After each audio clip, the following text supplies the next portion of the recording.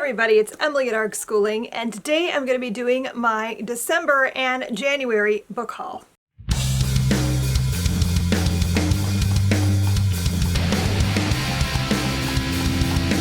So I know I said I wasn't going to buy a lot of books, and I actually think I did okay. I did buy things because I'm me, but I didn't buy that many. So I'm going to start, I don't know, I think I organized this oldest to newest. So I'm going to just run through the things that I bought over the last 2 months. The first book I want to talk about is The How and the Why by Cynthia Hand. I love the Lady Janie books. Well, I've only read one of them, but I liked it a lot and I wanted to continue with those.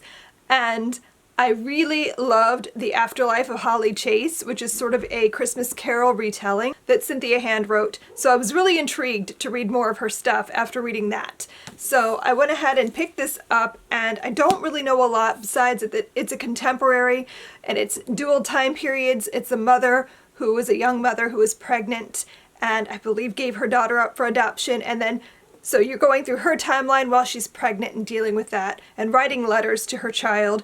And then you go through the timeline of the daughter when she's a teenager. And it just sounds like a book that I would like.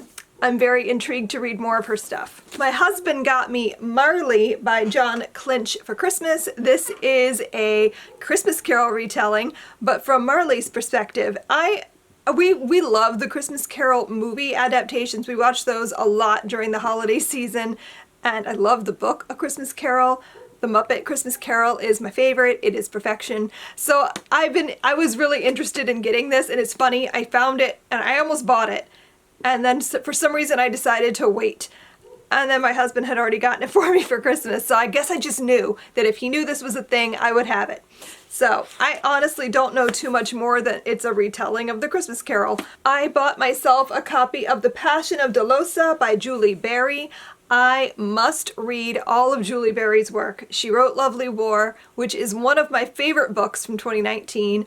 I'm obsessed, and I'm just desperate to pick up all of her things. So when I saw this at a local bookstore, I snatched it up. I don't know what this is. I know it's historical fiction, and it has to do with a girl and her mother sentenced to burn at the stake for heresy, I think.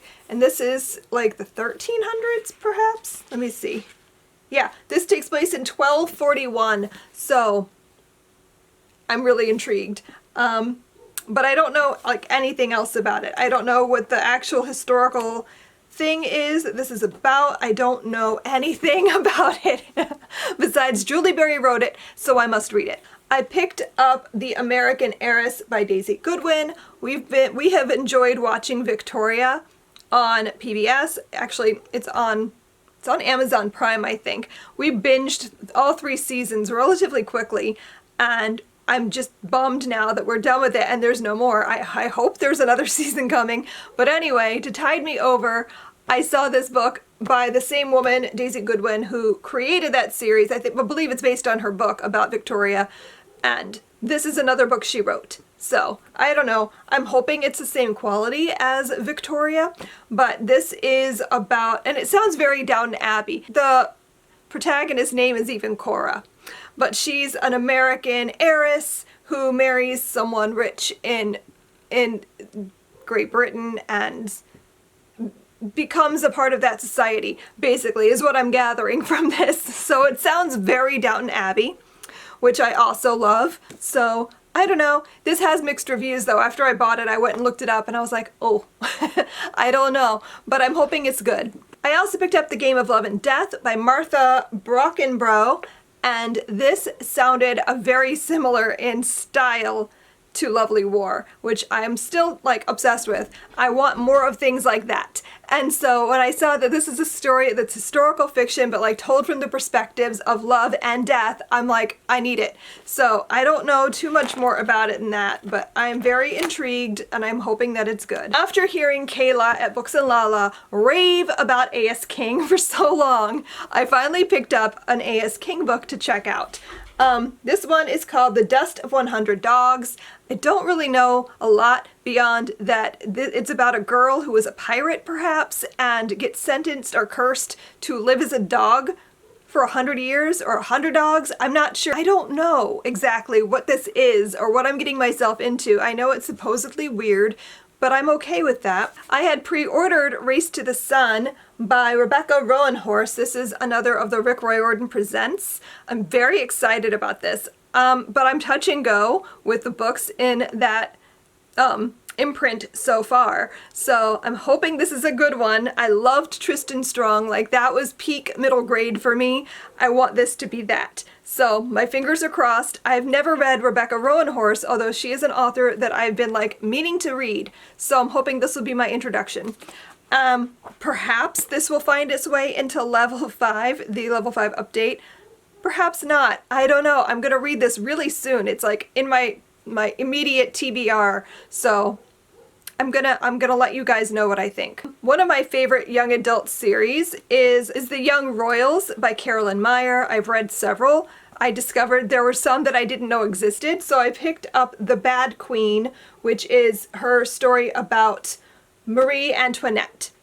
I have not read hardly anything about Marie Antoinette, oddly, because she's fascinating, and so I thought this might be a fun way for me to try reading a little bit more about her. I do have another adult book that is humongous about Marie Antoinette that is sort of intimidating. I want to read it, but I'm also like, that's a commitment. So this is much more reasonable. So it's just over 400 pages, but it's also really small, so it probably reads faster than that. And her books tend to read really fast for me too. So I'm really interested to see what she did with this, because I love her books on Anne Boleyn. She wrote one on Mary Tudor that I really like. She wrote one on Shakespeare, his wife, that is just one of my favorite books ever. So I'm very excited to pick this up. I finally gave in and allowed myself to purchase a few books this month because there was a few things that I just really wanted. And one of those is Affinity by Sarah Waters. I am desperate to read everything by Sarah Waters as soon as I have the time, but this is like the top priority Sarah Waters book right now for me because I've heard it's as good as Fingersmith and is just as twisty-turny. And I loved Fingersmith so much. That was one of my absolute favorite thrillers I have ever read, and I want more like that. This is a historical thriller. This says, after the death of her father, Margaret Pryor has decided to pursue some good work with the lady criminals of one of London's most notorious prisons. Surrounded by murderers and common thieves, Margaret feels drawn to a more unlikely inmate, the imprisoned spiritualist Selina Dawes. Sympathetic to the plight of this innocent-seeming girl, Margaret sees herself dispensing guidance and perhaps friendship on her visits. She little expects to find herself dabbling in a world of seances, shadows, unruly spirits, and unseemly passions, seeking to discover if Selina is a fraud or a prodigy. I'm so excited to pick this up. I'm contemplating this being a ARG Booked book club pick sometime in the next few months because I feel like this is a book I'm going to want to talk about like a lot. So that's a possibility. I picked up In the Land of Happy Tears, Yiddish Tales for Modern Times because the cover just really caught my eye. This is literally a book I stumbled upon and could not pass it up. I grew up Jewish and I've heard some of the stories probably that are in this, but there's probably a lot in here I've never heard before, and so I'm very interested to see what is in this collection. And this is collected by David Stromberg. So this is a children's book. I'm thinking I might do this in the morning basket with my 10-year-old because she's been very interested lately in learning more about Judaism. We've been reading Sweep and Her Monster, which I had no idea had anything in it to do with Judaism. So that was a surprise and kind of exciting. So she's very into that right now. So this might be something we pick up soon. Another book I pre-ordered in January was Come Tumbling Down by Shauna McGuire. This is the newest book in the Wayward Children series, which I am super behind on reading. I've only read the first two, but Sarah insists that we buy all of them. So I'm hoping to get to this because this one is the continuation of the story in book 2, which was like my favorite of the 2 that I've read so far. So I really want to know what happens in this book. So this is I'm gonna probably binge the series really soon so I can catch up. I purchased The Story That Cannot Be Told by J. Casper Kramer because one, the cover is beautiful. And even the back is super pretty. This takes place in Romania in the 1990s, and it has a lot of like Romanian mythology and folk tales interspersed into a story about a girl living through the communist regime that took over Romania, and it just sounds really interesting. This isn't a perspective or a time period or place that you see very often in middle grade, so I'm very, very intrigued by the premise of what this book is doing. And I'm very excited. I might pick this up really soon because it's just been calling to me, and I'm just super interested to see what I think of it. I bought All Out, which is a collection of short stories that it says the no longer secret stories of queer teens through the ages, and this is put together by Sandra Mitchell. So it's a bunch of short stories about queer teens through history, and I was just super intrigued by that.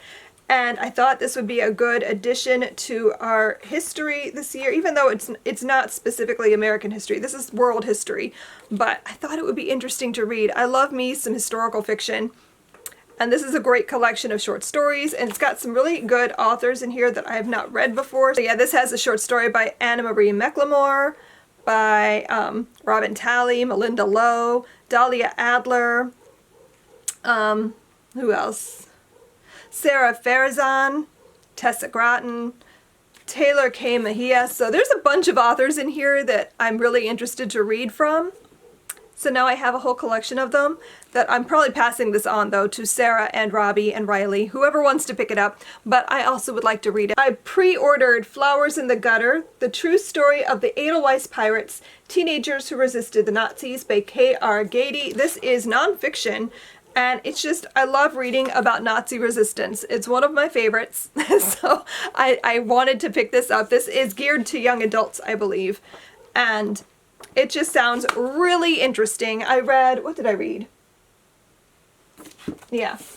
A year or so ago, I read The Boys Who Challenged Hitler, about Knud Peterson and the Churchill Club, about teenage boys who lived in the Netherlands and resisted the Nazis. I loved this. This was great. So I'm hoping this is just as good. My husband got me a ARC of one of my most anticipated books this year, and it is The Southern Book Club's Guide to Slaying Vampires by Grady Hendrix. I've been like so hyped for more Grady Hendrix. I've read almost all of his books. I think I need to read 2 of them, and then I can honestly say I've read all of them. And then I'll read this one soon. This comes out in April, I believe. Yeah, this comes out April 7th. I'm super excited because, one, Grady Hendrix's books are so quirky. Speaking of Grady Hendrix, I'm planning on a video soon, an author appreciation video, because I want to just like shout to the world about Grady Hendrix, because I feel like his books are so underhyped, and I don't know why, because they're all so good.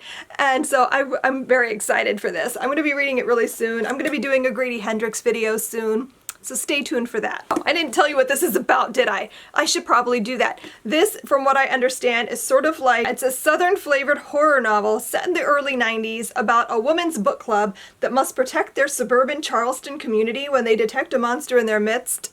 So it's like Dracula meets Steel Magnolias. I am so here for that. I received a finished copy of Blood Countess from the publisher. Thank you so much. I did not expect that, and I'm super excited about it. But this is Blood Countess by Lana Popovich. It is such a great story. I have a whole review I'm gonna leave for you up here to go check out. This is an Elizabeth Bathory story. It's really great. Female-female romance, sort of. I hesitate to call it romance. Female-female relationship, and it's great. And finally, the last book I'm going to show you isn't actually my book, it's Sarah's. We went to see Erin Morgenstern a few days ago. She was at a local bookstore talking about The Starless Sea and doing a book signing, so we went. She's delightful. If you have the opportunity to hear her speak, do so. It was great. I'm so excited now. I'm still like halfway through the Night Circus, but now I'm like so excited to finish it. But also, Sarah picked up The Starless Sea. I brought my copy of the Night Circus to get signed, and Sarah bought The Starless Sea and had it signed, so I'll show that to you. First of all, The Starless Sea is just such a pretty book. Here is the signature. But this book is so pretty, like the naked book, I don't know. I took a picture for the Instagram like a couple of days ago when we were at the signing.